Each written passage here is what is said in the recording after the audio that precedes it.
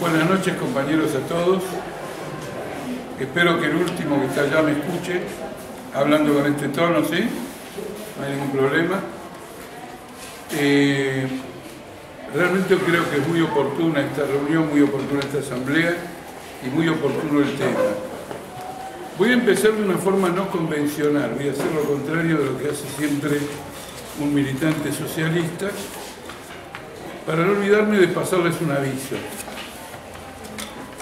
Es decir, que voy a actuar como un locutor comercial. Hoy a las 11 de la noche, en TN, en el programa Palabras Más, Palabras Menos, va a haber 4 representantes del Frente de Izquierda de las provincias. Así que el que tenga oportunidad que esté presente ahí, van a estar los compañeros que encabezaron las listas del Frente de Izquierda en Jujuy y en Mendoza. Jujuy el compañero Vilca, Mendoza del Caño, y van a estar los compañeros Pablo López, que encabeza nuestra lista de diputados en Salta, y Omar Latini en Santa Cruz. En todos estos lugares ha habido elecciones muy importantes, indudablemente las más sólidas, porque se han ido construyendo en un tiempo más prolongado y a través de desarrollos más profundos, son la de Santa Cruz, dije Santa Cruz, ¿no? Omar Latini en Santa Cruz, y la de Salta. Solo para pensar que los compañeros en Salta están peleando por obtener un diputado nacional por esa provincia. Y la gran dificultad, como ustedes se pueden imaginar, es que las provincias eligen pocos diputados. Por lo tanto, el porcentaje que hay que reunir para alcanzar un diputado en una provincia es muy elevado. En Salta hay que sacar mucho más que alrededor del 25% o alrededor del 20%. En cambio, por ejemplo, en la provincia de Buenos Aires se alcanza con un 4%, porque elige una cantidad de diputados más numerosa. Pero iban a estar presentes los 4. ¿Dónde radica la importancia? Vamos a tener por unos minutos en una pantalla de televisión al Frente de Izquierda como un fenómeno nacional. Y son estos compañeros los que van porque los porcentajes de sus provincias son interesantes. Aunque en realidad todos los porcentajes han sido interesantes. Y yo me he tenido que hacer una autocrítica, lo cual demuestra que la edad no te da prudencia. Porque en una pregunta que me hicieron acerca de si seguía estando en contra de las PASO, ahora que nosotros, es decir, antes de las PASO, si seguía estando en contra de las PASO, ahora que se veía que íbamos a pasar las PASO, naturalmente que les dije que no era por oportunismo que estábamos contra las PASO, no es que porque nosotros en el pasado podíamos tener una dificultad, estábamos en contra, y ahora que no tenemos una dificultad, vamos a estar a favor. Que lo nuestro era un tema de principios, y que por otro lado, le digo, el hecho de que pasemos las PASO en la mayor parte de las provincias, no significa, y acá viene la frase fatal mía, no significa que, por ejemplo, las pasemos en Formosa. Y el cronista tomó nota exacta de la frase que no la pasemos en Formosa, la publicó, y en Formosa, donde habíamos sacado el 0,3 en las elecciones del 2011, nos fuimos al 5,3. En estas elecciones quedamos como tercer partido de la provincia y obligadamente pedí perdón a todos los compañeros del Partido Obrero de Formosa, porque en Formosa el Frente de Izquierda va como Partido Obrero. Pedí perdón por no haber previsto ese gigantesco salto del 1500%. Entonces me parece interesante verlo. Yo voy a hacer un esfuerzo también por ver ese programa, cómo impacta en el país esta circunstancia de que en 19 provincias pasamos holgadamente las PASO y obtuvimos votaciones populares. A partir de un cierto porcentaje, 3%, ya los que votan por una determinada lista, por un determinado partido, ya no son aquellos que siguen esa fuerza con mayor o menor detenimiento durante el tiempo, sino una capa popular más amplia que tiene una visión más gruesa, menos precisa, a lo mejor menos articulada. Y de un modo general, la elección con cerca de 1 millón de votos, eso tiene un promedio del 5% nacional. Así que estamos ante un fenómeno político importante, nuevo, sobre el cual quiero llamar la atención. ¿Y qué va a ser el objeto de esta charla? Hecha esta aclaración, que la presento como un aviso, hoy fuimos a la legislatura a una conferencia de prensa, que es una de las actividades más pacíficas que puede haber. No es un corte de ruta, no es la ocupación de una fábrica, no es un levantamiento popular, simplemente era entrar a una oficina y hablar con los periodistas. Y fue un escándalo político porque no dejaban entrar a los periodistas y no me dejaban entrar a mí, hasta que al final yo, digamos, en cierto modo podía entrar, pero con los compañeros del Frente de Izquierda de Neuquén dijimos, no, si no entran los periodistas, ¿cómo vamos a entrar? Además, adentro no nos daban el lugar de conferencia de prensa. Es decir, una cosa absolutamente menor, para el gobierno de golpe resultó algo como una amenaza. Y la amenaza que yo puedo imaginar es que nosotros íbamos a exponer ante la prensa del país, no solo la de Neuquén, todo el alcance de este convenio con Chevron, que no es un alcance solo respecto a la contaminación ambiental, solo al área que tiene en cuenta, sino que tiene un alcance mucho más amplio porque insinúa, es el punto de partida de un cambio muy antiobrero en la política nacional. Y entonces, digamos, eso lo íbamos a explotar fuertemente, y este gobernador democrático que ustedes tienen acá y que nosotros también lo tenemos fuera de acá, digamos, lo hago responsable a él, y lo dije ante la prensa, como ante las autoridades legislativas. Incluso insinué que mañana no puede empezar la sesión sin primero que rindan cuenta de por qué no se hizo esta conferencia de prensa. Y me detengo más todavía. Una fuerza revolucionaria no puede saltarse los detalles.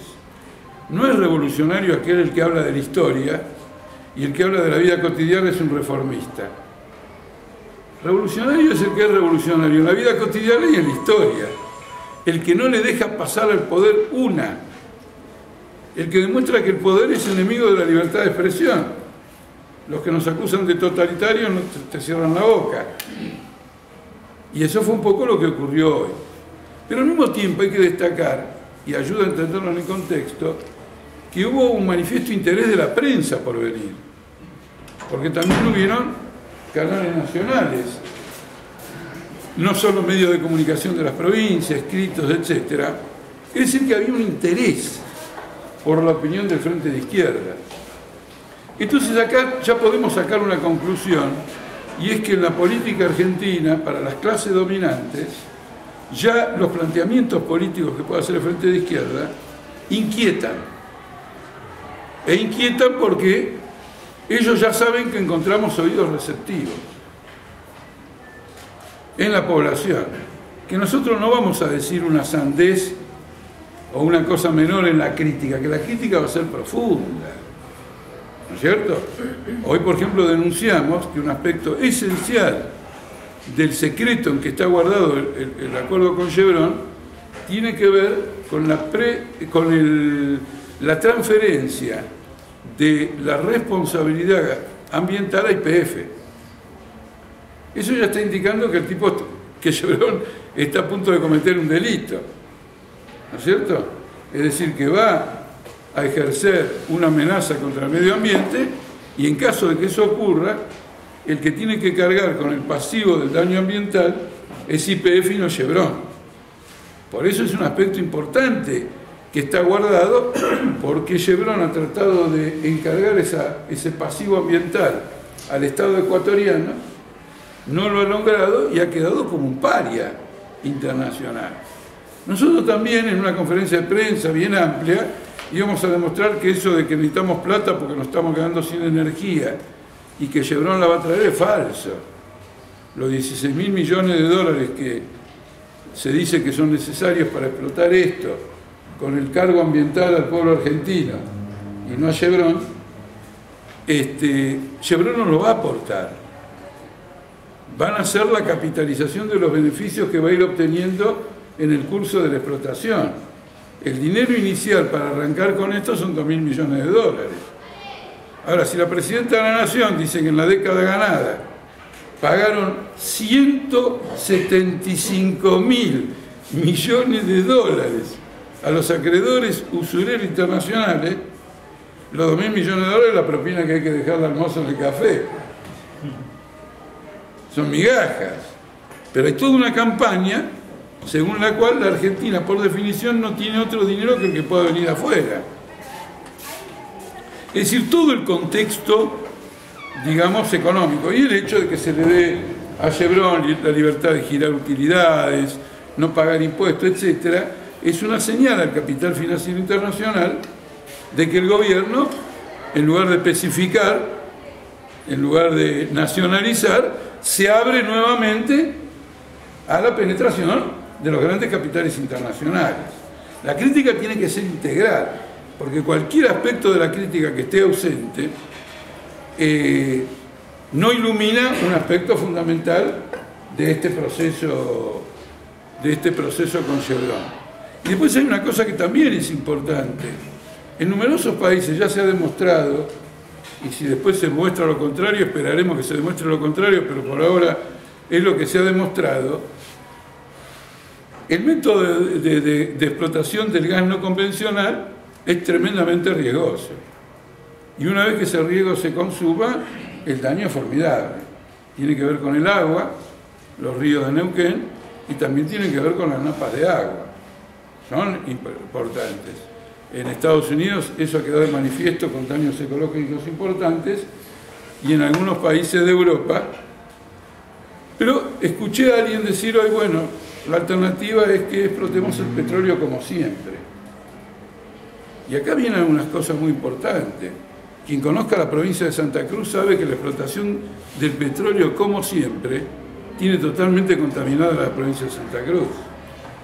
Porque evidentemente que una tecnología inadecuada es un factor de destrucción del medio ambiente. Pero el capitalismo es capaz de destruir el medio ambiente usando incluso tecnologías adecuadas.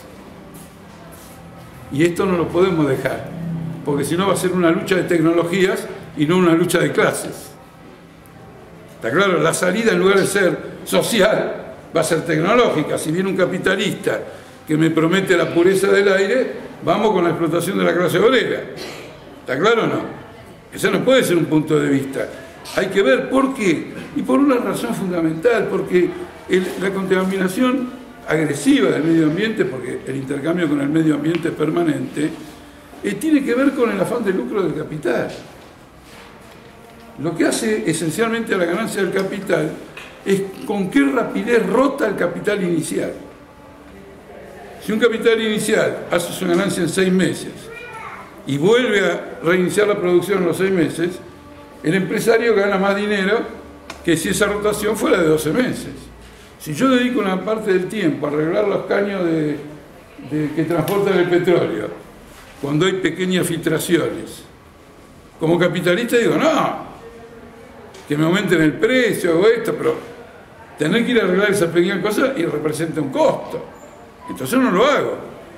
Por ejemplo, está comprobado, hay un libro que yo he leído, pero no es conocido, pero un libro impresionante sobre el problema del agua en Francia, que cuenta la historia de la explotación del agua desde la época de Luis XIV hasta el último gobierno.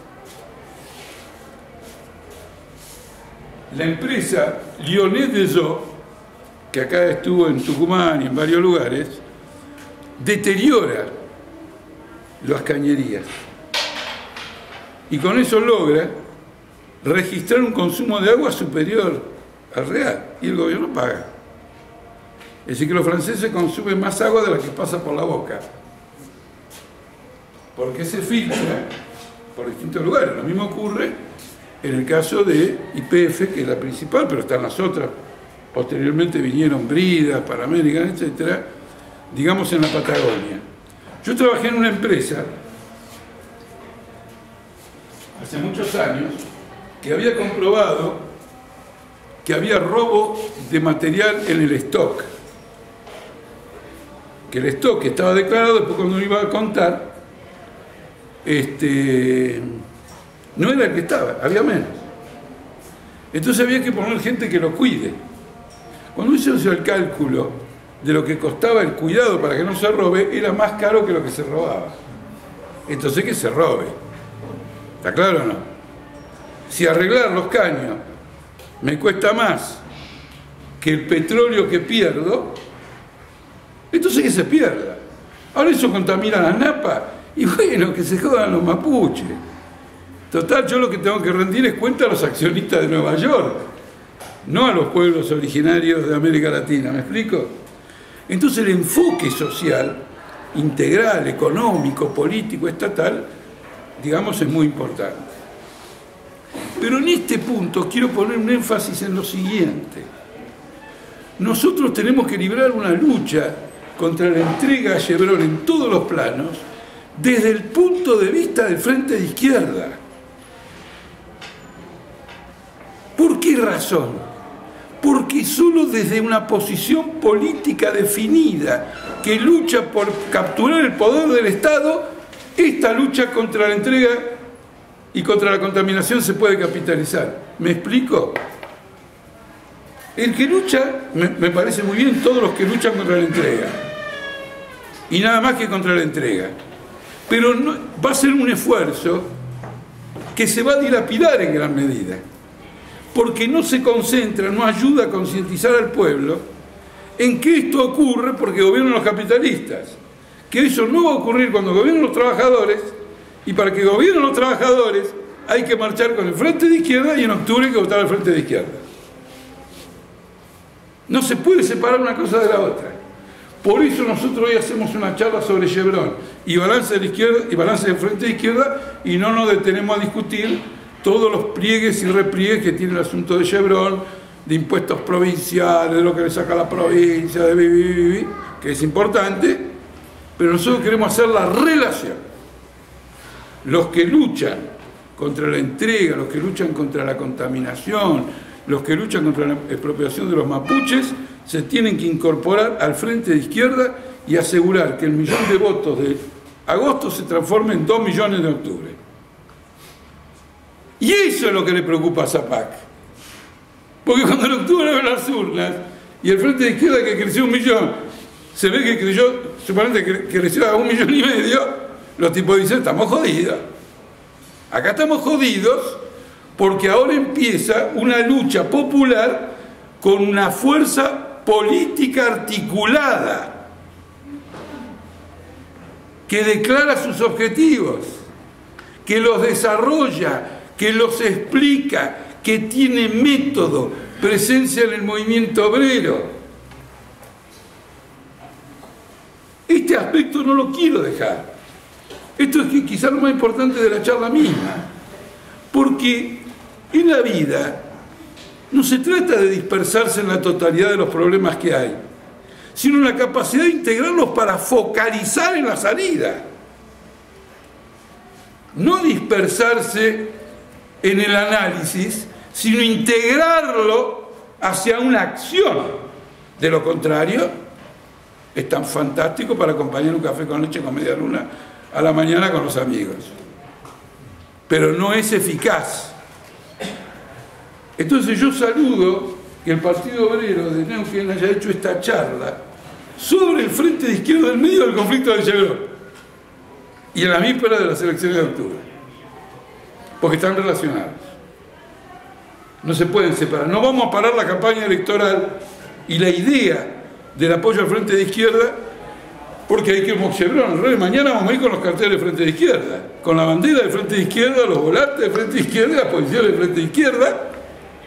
Naturalmente no vamos a estar diciendo, che, vota al Frente de Izquierda, porque mañana el objetivo es Chevron. Que si mañana dispersarse sería, digamos, hacer propaganda electoral, y concentrarse es fortalecer la manifestación y fortalecer el paro del CTA mañana.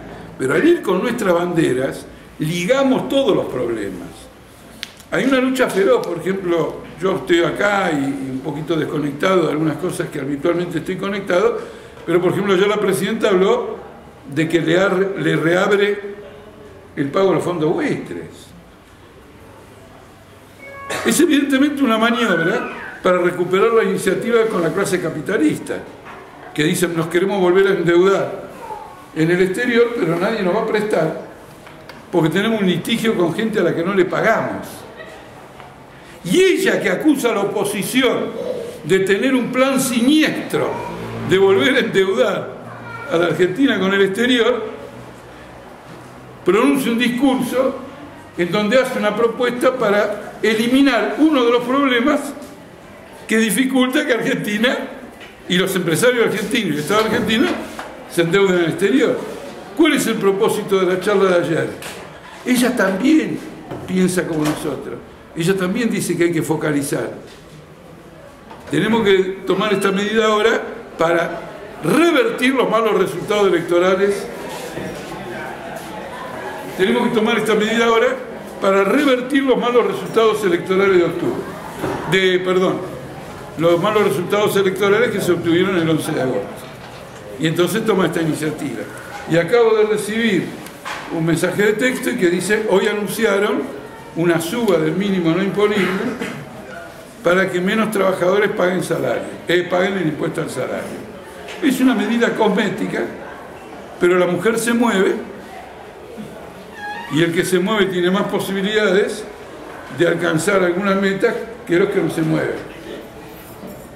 Muchos de la oposición, en primer lugar Macri y el PRO, ya saludaron la iniciativa de pagar a los fondos buitre. Con lo cual, Macri ha quedado a la defensiva, el Frente para la Victoria a la ofensiva, como en términos de cuál es la capacidad de uno y otro para modificar y hacer avanzar los intereses de la clase capitalista.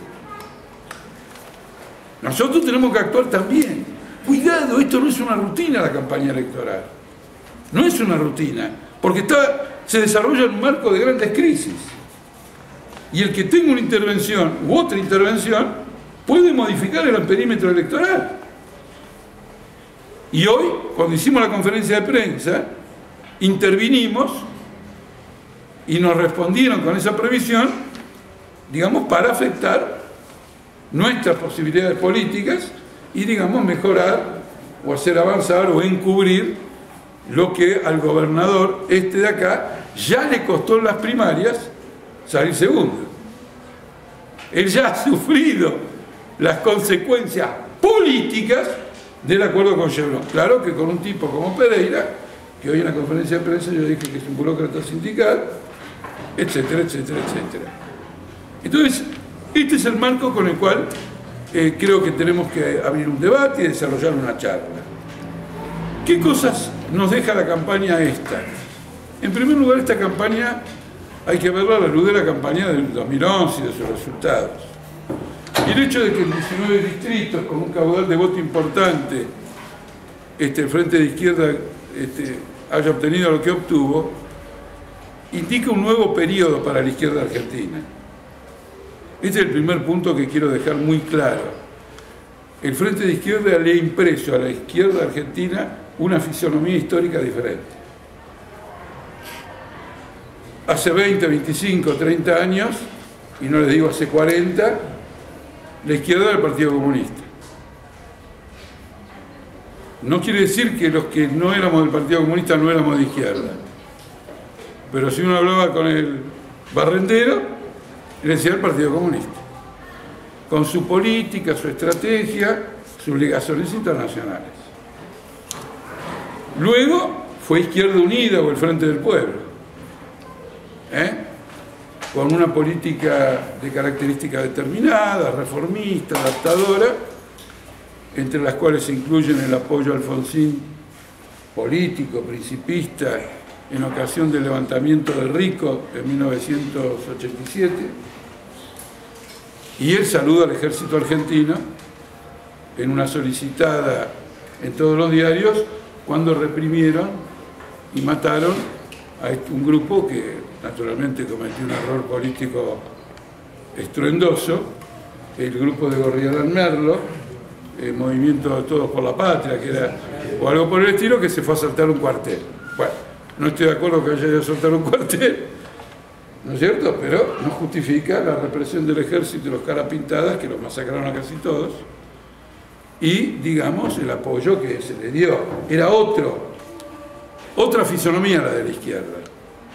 Ahora tenemos una izquierda con una fisonomía histórica determinada. No quiero decir que no hay divergencias entre los partidos del frente de izquierda, pero ya tiene otra fisonomía histórica y hay que trabajar ahora en este marco. Es un hecho francamente impresionante, porque un frente, una corriente de izquierda que le haya impreso esta fisonomía a la izquierda de su país, es decir, una fisonomía de características revolucionarias, no existe en el mundo. No existe. Va a existir, no nos vamos a quedar solos. Pero en el momento no existe. A riesgo de no hacerme entender con compañeros más jóvenes o menos informados, un fenómeno similar en Grecia, que llevó del 4% al 30% a un partido de izquierda, también le imprimió en Grecia la fisonomía histórica al país, pero ese partido es un partido colaborador de la burguesía. Es un partido de izquierda que colabora con la burguesía.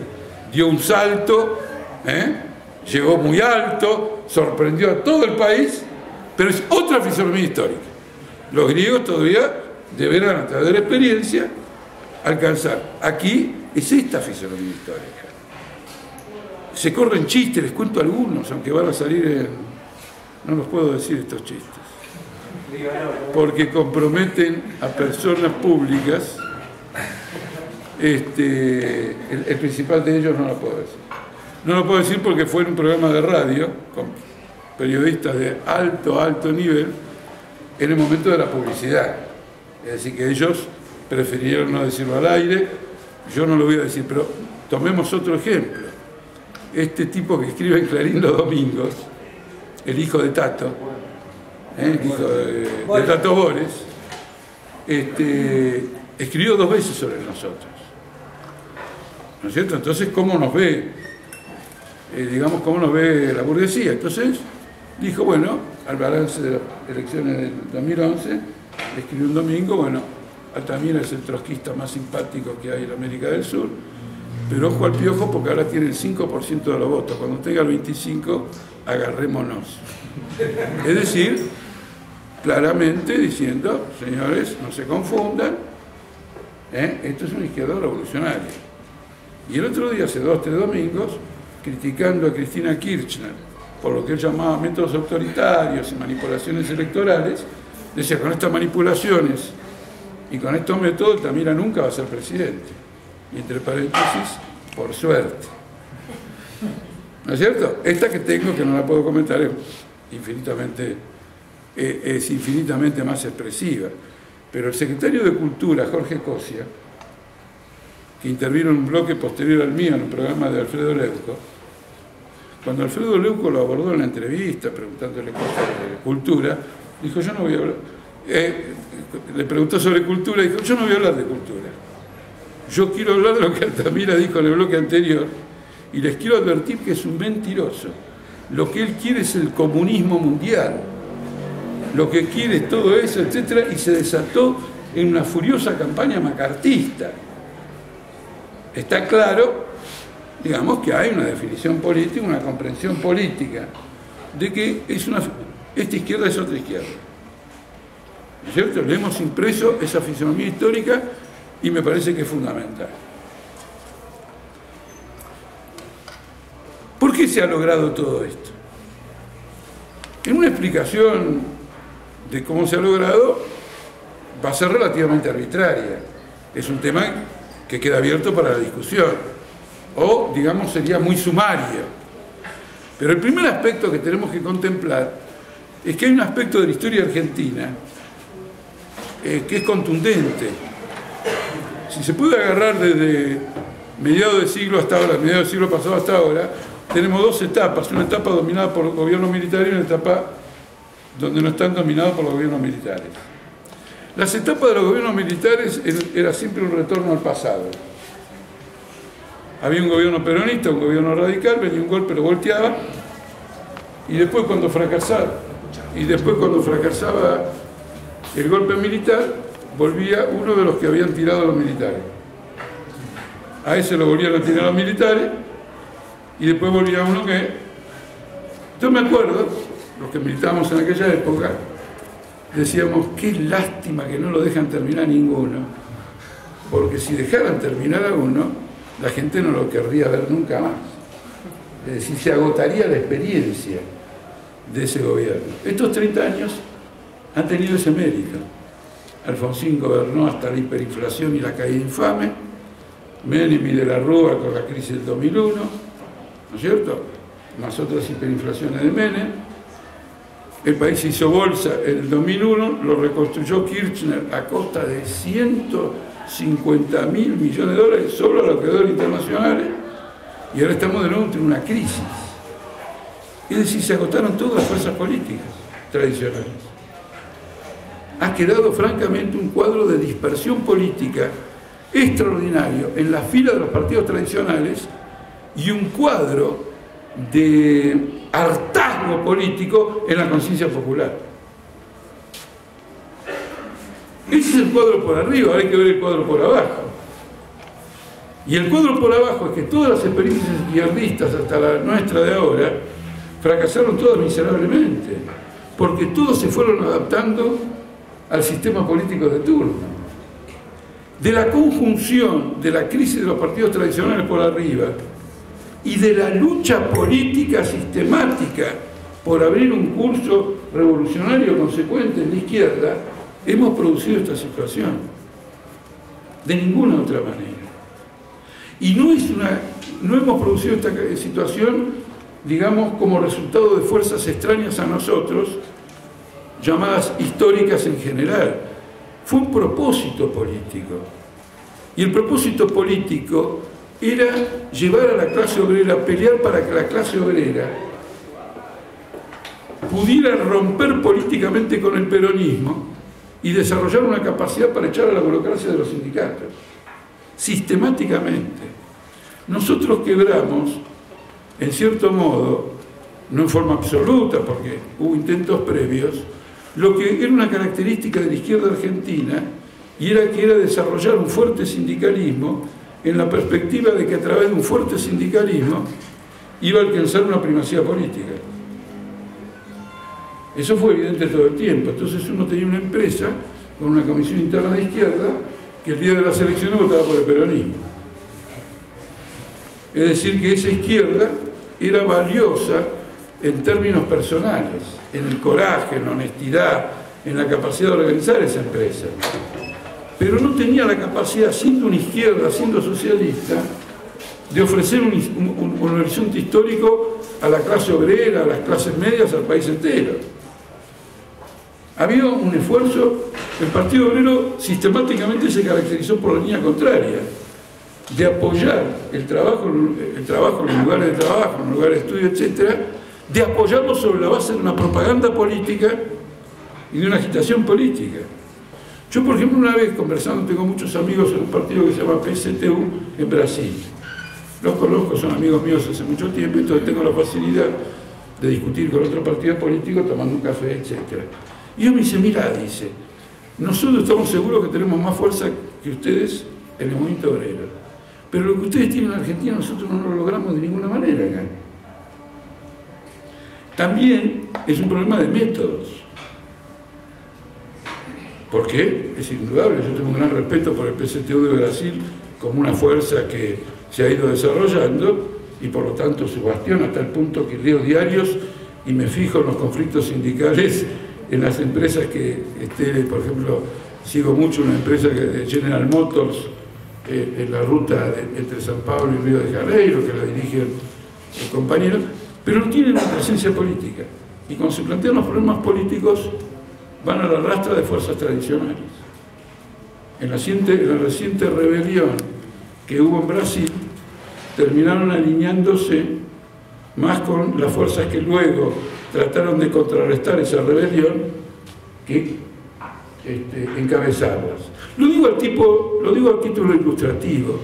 Es decir, una fuerte actividad política sobre la base de una comprensión de cuál es el método que históricamente el socialismo aplicó para llevar al movimiento obrero al campo socialista. Esto se viene discutiendo desde la época de Marx, y el método que nosotros aplicamos es el método que históricamente ha dado resultado, aunque otros métodos excepcionalmente también dieron ciertos resultados. Es un trabajo político, digamos, muy fuerte. Y esto se manifestó en un hecho que, en primer lugar, yo debo confesarme, me sorprendió en forma realmente tremenda, y fue la reacción popular ante el asesinato de nuestro compañero Mariano Ferreira. Fue una reacción popular absolutamente inusitada. Han matado a otros compañeros en la lucha. Ha habido protestas. Yo he participado de todas esas protestas. Y estábamos contentos porque había una cuadra de compañeros que iban a esas protestas. La repercusión, es decir, Mariano Ferreira, militante del Partido Obrero, llevó 50.000 personas a la calle al día siguiente.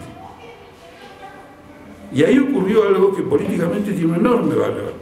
En Argentina, por primera vez, en lapso corto, un burócrata sindical se lo mete preso y se lo condena. En 2 años. Se golpea la burocracia sindical, se condena a varios de la burocracia sindical en un periodo de tiempo francamente menor.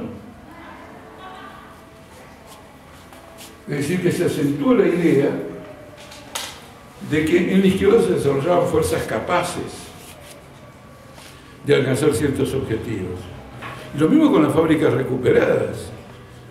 Ahora ya pasó mucho tiempo y hay que estudiar todas las experiencias que hubieron, pero por ejemplo en Neuquén la ocupación de Sanón, la defensa de Sanón conjuntamente de parte de los obreros de Sanón, pero también de parte de todos los movimientos sociales, piqueteros, etc. Y se defendió.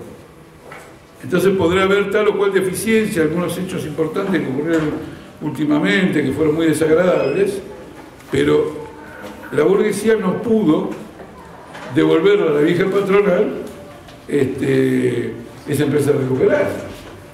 ¿Se entiende o no? A veces hay que reconocer unas conquistas, incluso si hay una fase crítica que puede haber, pero hay que decir no, pero se mantuvo, digamos, esta conquista.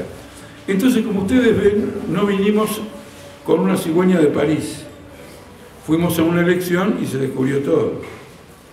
Es la consecuencia de un desarrollo político, donde cada partido ha tenido su propio peso, algunos mayores, otros menores, y se refleja en la actividad política general. Y es indudable que ha jugado un papel muy importante, hablando en términos subjetivos, la firme caracterización que hemos tenido de que ingresábamos en una etapa de bancarrota capitalista, de la cual todo el mundo se mofaba, cuando eso era una previsión, cuando en el 2006, 2005, comienzo de 2007 decíamos, se viene el derrumbe, y que luego se transformó en una penosa lección para los que nos acusaban, cuando el alcance de esa crisis se hizo manifiesto, y hoy tenemos un cuadro mundial de convulsiones inmensas. En estos días, y llamo ya a organizar una movilización en Neuquén. Nosotros ya hoy tomamos medidas para movilizarnos en las próximas horas en las otras provincias contra el bombardeo de Siria por parte de la aviación norteamericana o de los misiles y cosas por el estilo. Entonces, una crisis mundial. ¿Cómo se manifiesta en Argentina? De un modo muy simple. En la precarización laboral, en la elevada tasa de desocupados que todavía hay, que están disimulados con los planes familia, en la falta de horizonte para la juventud, en el derrumbe del sistema de salud, en el derrumbe del sistema educacional, en el derrumbe del sistema de transporte. Un estudio demostró que el gobierno nacional perdió en todos los pueblos donde hay estaciones del ferrocarril Sarmiento. Por más fuertes que sean los intendentes, como el intendente OTC de Merlo, muy identificado con la línea de Sarmiento. Entonces, el ascenso del Frente de Izquierda es la expresión de un proceso histórico concreto, no es una operación de magias. Nos cabe a nosotros defenderlo. comprender las limitaciones que tiene y cómo superarlo, pero es la expresión de un proceso histórico perfectamente concreto. No en vano, discúlpenme, hay un libro que yo escribí que se llama El ascenso de la izquierda, bastante antes de este 1 millón de votos, que es una apuesta política. Porque yo les digo lo siguiente: si en lugar de casi 1 millón de votos hubiéramos bajado de los votos de la primaria, habría ya una cola, hubiera habido una cola frente a mi casa pasándome la factura por el libro del ascenso de la izquierda, ¿no es cierto? Como una manifestación de que un pronóstico político determinado no tenía absolutamente ningún fundamento.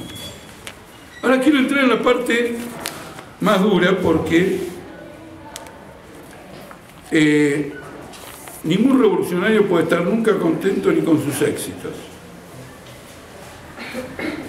Inmediatamente que la posición de revolucionario, cuando tiene un avance, es ver cuál es el límite de ese avance, cuáles son las limitaciones, cuáles son los aspectos que pueden trabarlo, etc. No podemos caer en el esquematismo de que ahora entonces la izquierda va a avanzar, somos la izquierda, etc.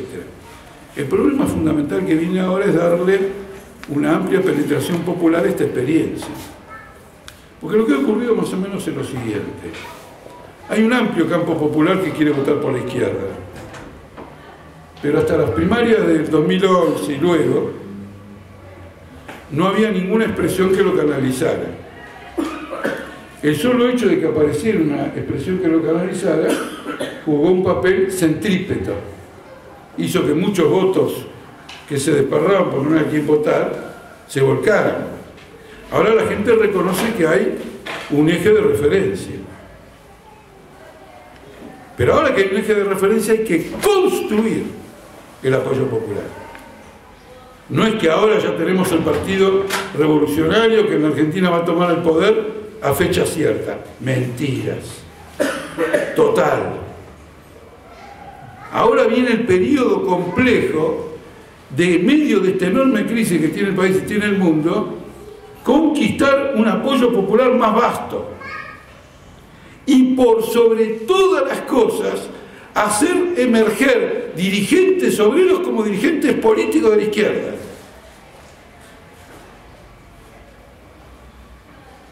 Porque el problema del país es que el movimiento obrero empalme con la izquierda, le digamos adiós al peronismo, echemos la burocracia sindical y cambia la historia de la Argentina. Y esa lucha ya está emprendida, pero no es una lucha que se resuelva en un sindicato o en los sindicatos, sino que es una lucha que se resuelve en la arena popular. Es decir, la conquista real de nuevos sectores que hoy no están votando al frente de izquierda, que incluso no lo comprenden, que son sectores populares y a los cuales hay que llegar con un programa y con una actividad. Y el otro aspecto es que el movimiento obrero empieza a asumir una clara identificación política con la conciencia de que solo va a progresar sobre la base de una estrategia política común de la izquierda y del movimiento obrero. Yo, por ejemplo, tuve que participar en un congreso en Montevideo mientras se realizaba en la zona norte del Gran Buenos Aires un importante plenario de las principales fábricas con sus delegados, etc. Y cuando me llegó un mensaje de texto que decía que el Frente de Izquierda había sido vacionado en ese plenario, dije, dimos el primer paso. Y entonces nos hemos atrevido a más. Nosotros consideramos que ahora, en este momento, tenemos que hacer una gran campaña de apoyo al Frente de Izquierda con firmas de dirigentes y luchadores obreros. De presentarle al país todo un pronunciamiento de luchadores obreros que dicen que la causa política representada por el Frente de Izquierda, entendido en este sentido, que el Frente de Izquierda lucha por un gobierno de trabajadores, que es el elemento distintivo del Frente de Izquierda. Nunca la izquierda argentina, en los últimos años, dijo que luchaba por un gobierno de trabajadores. Luchaba por un gobierno con otras clases, con este, con otro. El Frente de Izquierda lucha por un gobierno con la participación de todas las clases populares, pero un gobierno de trabajadores, no un gobierno de capitalistas. No un gobierno de capitalistas que tiene el apoyo de clases populares, sino un gobierno de trabajadores que tiene el apoyo de clases populares. Es un aspecto absolutamente fundamental, y para eso necesitamos un programa que se adecue exactamente a estas circunstancias, a la enormidad de la crisis del país. Porque es lo que está debatiendo todo el mundo, es lo que está debatiendo la burguesía. ¿Qué hacemos con la deuda externa? ¿Qué hacemos con los ferrocarriles? ¿Qué hacemos con la crisis energética? Eso está discutiendo. Y en esa discusión se están entrando en terrenos que en el pasado no se entraban. Hay una cosa que es muy llamativa. Acá suena un tiro, quiero decir, una crisis. Y casi nadie tiene otra fórmula que expropiemos y nacionalicemos. Eso es llamativo. Se cayó un edificio en Rosario, se descubrió que era la empresa de gas, la legislatura de Rosario está discutiendo la expropiación y la nacionalización. Se terminó, no hay más petróleo, no hay nada de todo lo demás, expropiaron a Repsol, y aunque mentiritas dijeron que era la estatización y era la recuperación, lo tuvieron que presentar de ese ángulo. Ahora, ¿cómo puede ser que en una ciudad capitalista todos los problemas sean expropiaciones y nacionalizaciones? No puede ser. Eso no es como funciona normalmente una sociedad capitalista. El otro día una marcha para estatizar los trenes. Ahora, por ejemplo, la Cámpora que dirige Aerolíneas quiere estatizar la ANU. Es decir, esto expresa que el sistema de relaciones sociales existente está, ¿cómo se dice? En la balanza, no en la balanza, ¿cómo se llama esto de los chicos? Claro, está en un péndulo, está en una situación de desequilibrio, haciendo acrobacias, procurando avanzar de cualquier manera. Los que quieren devaluar la moneda no lo dicen públicamente porque saben que pierden las elecciones, y probablemente ni siquiera lo dicen porque no están seguros de si van a devaluar la moneda, porque devaluar claramente el peso y desatar una hiperinflación, esta vez va a provocar el 2001 al cuadrado. Entonces, como ustedes ven, tenemos una situación excepcional. Y en una situación excepcional, para dar un ejemplo, se ponen de manifiesto la debilidad de la izquierda. Toda la izquierda lucha por nacionalizaciones. Error. Porque ahora que estamos en una crisis capitalista, ya el problema no es la nacionalización, sino quién la hace. ¿Qué diferencia hay entre, ¿cómo se llama la empresa esta? La de Rosario, Oil. ¿Qué diferencia hay entre una empresa que descuidaba la atención del gas, del suministro de gas, supervisada por el gobierno de Santa Fe, que la misma empresa dirigida por el gobierno de Santa Fe? Es decir, lo que tenía que supervisar que la empresa privada cumpliera las reglas, ahora se van a hacer, y no supervisaron, ahora ellos se van a hacer cargo de la empresa. Ah, me quedo tranquilo. ¿Está claro o no? Los que mantuvieron con decenas de miles de millones de pesos a Sirigliano, Roger y qué sé yo, dicen, ahora nosotros lo vamos a hacer cargo de los ferrocarriles. Fue a Sirigliano. Ah, qué tranquilidad. Por fin voy a poder viajar en el Sarmiento. Porque en lugar de estar los que protegían a Sirigliano, en lugar de estar los siriglianos, van a venir los que protegen a los siriglianos. Si entramos en eso, entramos en la trampa de la falsa salida de la burguesía y el frente de izquierda se va al diablo. Por eso uno de los hechos más importantes que nunca se contó de la historia del frente de izquierda fue el debate íntimo que tuvimos las tres organizaciones cuando se produjo la expropiación de Repsol. Hubo diversas posiciones, discutimos, y fuimos los únicos en la izquierda que dijimos, no, esto es una reprivatización. Esos son pequeños detalles que no se cuentan, porque ¿quién va a contar después? Este dijo esto, el otro no. No se puede porque si no, no vale. Si vos te juntás con tus compañeros para discutir, para después andar contando cómo empezó cada uno, ¿se entiende o no? Nadie va a querer discutir más con vos y el método de discutir ya no va a servir de nada. Va a parecer más que un método de trabajo común, un método de delación. ¿Se entiende lo que quiero decir? No. Defiendo ese método. Intercambiamos todos ideas y llegamos a una posición extremadamente original. Nosotros tenemos que luchar por la recuperación de los recursos naturales, etcétera, pero bajo la dirección de la clase obrera. Si no bajo la dirección de la clase obrera, los tenemos que denunciar. Son todos fraudes. En otra época histórica hubiéramos dicho es un paso adelante. Porque en otra época estaban los ingleses dirigiendo no sé qué y apareció un movimiento nacional independiente que decía no, esto no lo pueden dirigir los extranjeros para beneficio de los extranjeros, que lo dirijan los burgueses nacionales supuestamente para beneficio del país. Esa etapa no existe más, ya fue. Entonces, como ustedes ven, son problemas vitales, porque una fuerza que quiere el poder no puede aparecer ante la gente contándole cuentos o poniéndole etiquetas. Tiene que decir cuáles deben ser las soluciones. Y tenemos que entonces plantear el punto de vista del Frente Izquierda sobre las nacionalizaciones, que pasa por la gestión obrera, como una transición, porque la gestión obrera lo que lleva en su semilla, en el cierne, que es el gobierno de los trabajadores.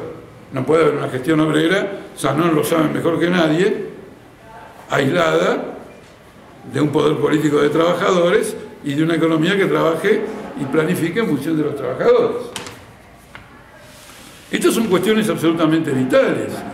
Cada ciudad y cada provincia tiene sus peculiaridades, pero en las grandes ciudades hay un problema de vivienda colosal. Entonces uno dice, no, pero Altamira, si vas a empezar a hablar del problema de la vivienda, sos un reformista.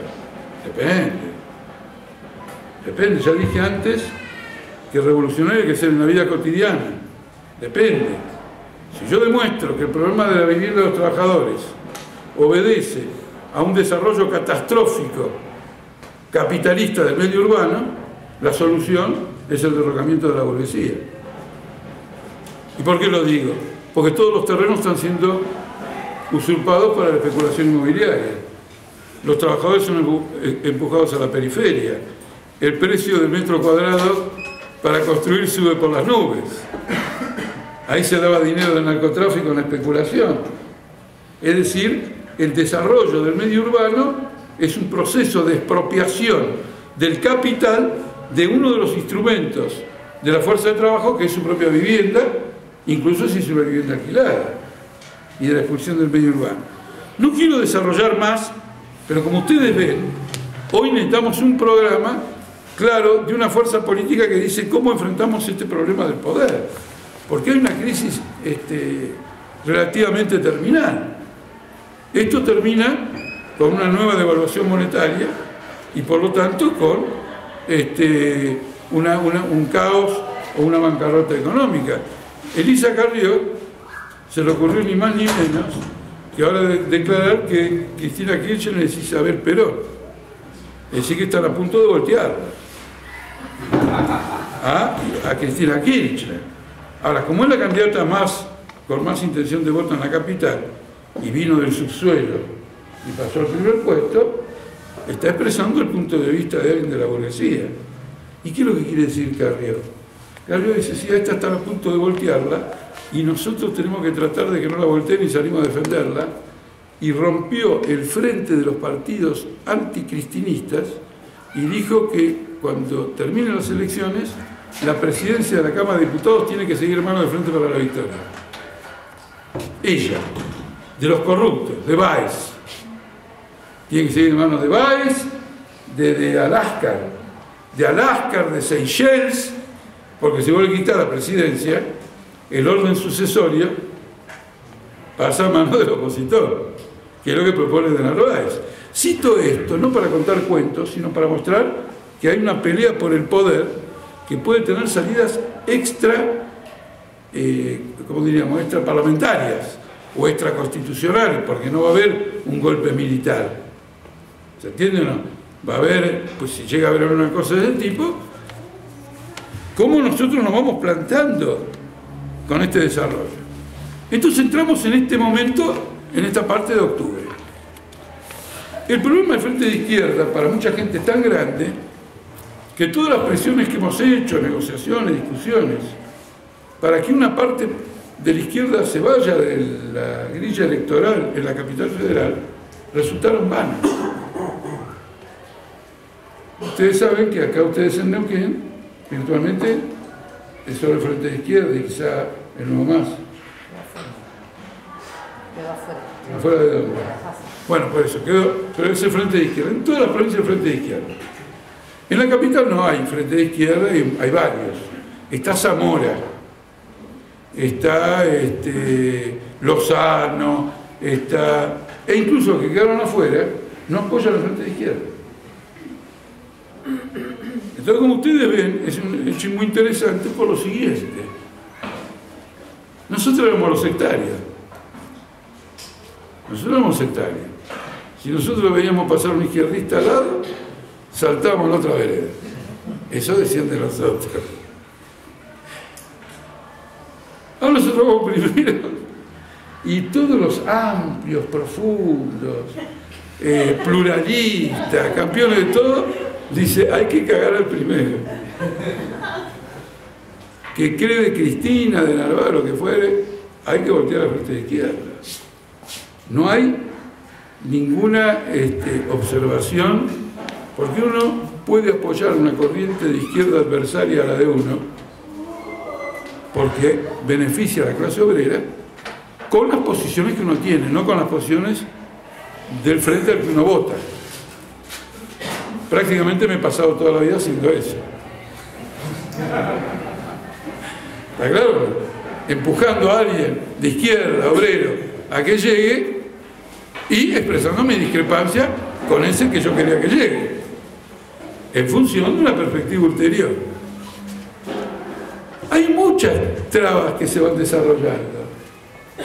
Entonces ahora viene una etapa, esta que hoy es 27 de agosto y las elecciones son el 27 de octubre, en las que hay que volcarse de cuerpo y alma, casa por casa, a desarrollar el programa.